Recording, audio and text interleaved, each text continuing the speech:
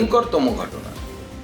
যেভাবে বিচারপতিদেরকে শুধু আটকে রাখা হয়েছে তাই নয়, যখন এই জেলার এসপি মহিলা বিচারপতিদেরকে এসকর্ট করে নিয়ে তাদেরকে গাড়িতে করে যখন সেখান থেকে উদ্ধার করে আনছিলেন, সেই সময় রাস্তায় বাস ফেলে তাদের কনভয় আটকানো হয়, প্রত্যেকটি বিচারপতির গাড়ি ভাঙচুর করা হয়। এবং এর থেকে স্পষ্ট বোঝা যাচ্ছে ঠিক বামফ্রন্ট আমলে যেভাবে অনিতা দেওয়ানকে গাড়ি থেকে নামিয়ে পিটিয়ে খুন করা হয়েছিল, সেইভাবে এবারও বিশেষ করে এই মহিলা বিচারপতিদেরকে শারীরিকভাবে হেনস্থা করার প্রচেষ্টা এই সমস্ত দাঙ্গাকারীদের তরফ থেকে কিন্তু হয়েছে। আর এই পুরো বিষয়টি ঘটেছে হচ্ছে মমতা বন্দ্যোপাধ্যায় এবং তৃণমূল কংগ্রেসের সেই উস্কানি, 1 সেকেন্ডের উস্কানি। সেই 1 সেকেন্ডের মহড়া তৃণমূল কংগ্রেস দেখাচ্ছে বাংলার মানুষকে, বাংলার হিন্দুদেরকে।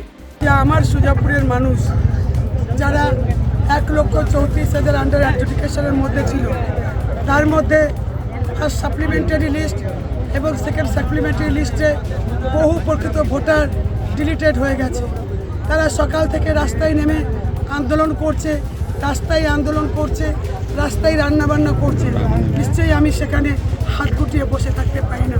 তাদের এই আন্দোলনে আমিও সামিল, কিন্তু তাদেরকে একটা বার্তাই দেওয়ার জন্য এসেছি, আমরা আমাদের মতো আন্দোলন করছি ইলেকশন কমিশন এবং বিজেপির বিরুদ্ধে। তারা তাদের মতো আন্দোলন করছে, কিন্তু আমি একটাই অনুরোধ রাখবো যে শান্তিপূর্ণভাবে যেন আন্দোলন হয়, কোনো প্রকার যেন আমাদের আন্দোলন অন্যের ক্ষতি না হয় এবং কোনো প্রকার যেন আইনকে আমরা নিজের হাতে না তুলে নিই, সেই বার্তা দেওয়ার জন্যই এত রাত্রে আমি তাদের কাছে এসেছি।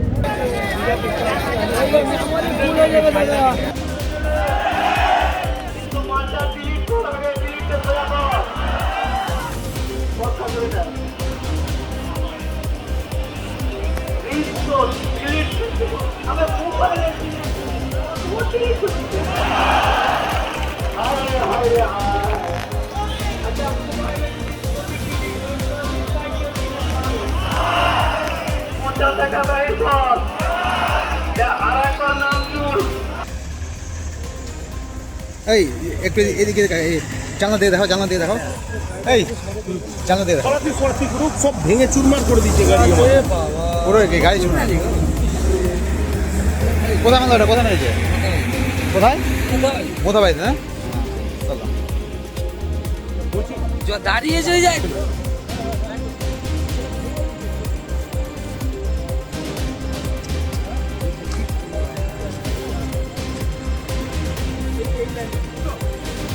কি দিয়ে মেরেছে, কি দিয়ে?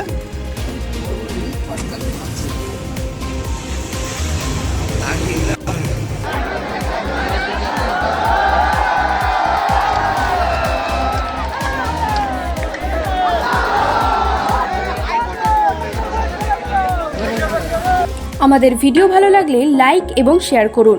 কমেন্ট সেকশনে গিয়ে জানান আপনাদের মতামত।